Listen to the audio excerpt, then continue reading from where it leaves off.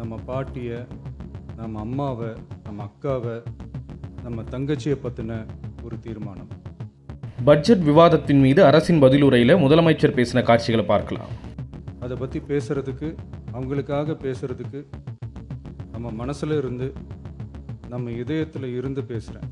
பெண்களுக்கு அரசியல்லையும் முன்னேற வழிவகை செய்யணும். அதுக்கு உரிய இடஒதுக்கீடு வழங்கணும். பெண்களுக்கு இடஒதுக்கீடு தர்றது ஏதோ சலுகைன்னு நினச்சிடக்கூடாது.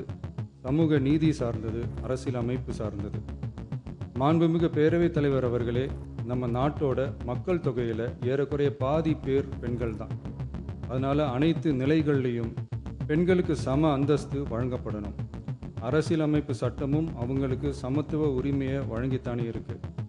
நம்ம தமிழ்நாட்டை எடுத்துக்கிட்டாலும் ஆண்களை விட பெண்கள் தான் அதிகம். ஓட்டு சதவீதத்தில் கூட அவங்க தான் அதிகம்.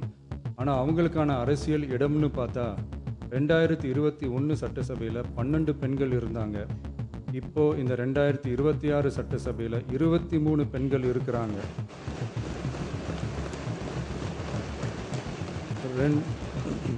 ரெண்டு மடங்கு ஆகி இருக்கு. ஆனாலும் சதவீத கணக்குப்படி பெருசாக உயரலை. நம்ம டிவிகே அரசு பெண்களுக்கான அரசியல் அதிகாரம் வழங்குறதுல முன்னோடி மாநில அரசாக தான் இருக்கு. 4 பெண் அமைச்சர்கள் இருக்கிறாங்க.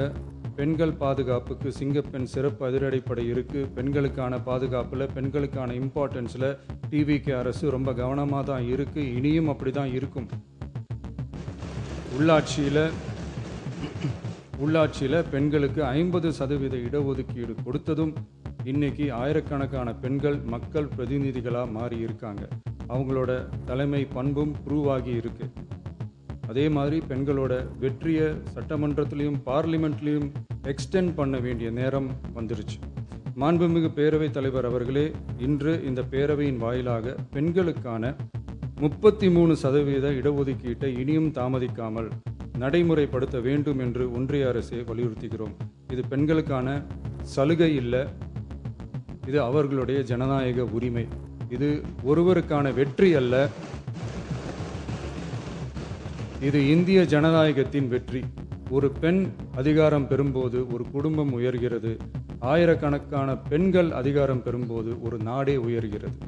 மக்கள் தொகை கணக்கெடுப்பு மற்றும் தொகுதி மறுசீரமைப்புடன் பெண்களுக்கான தொகுதி ஒதுக்கீட்டை இணைப்பதால் ஏற்படும் காலதாமதத்தின் காரணமாக பெண்களுக்கான தொகுதி ஒதுக்கீட்டை ஒத்திவைக்கக்கூடாது என்றும் அதை விரைவாக அமல்படுத்த தகுந்த அரசியலமைப்பு மற்றும் சட்டப்பூர்வ நடவடிக்கைகள் எடுக்கப்பட வேண்டும் என்றும் தமிழ்நாடு அரசு ஒன்றிய அரசை வலியுறுத்துகிறது.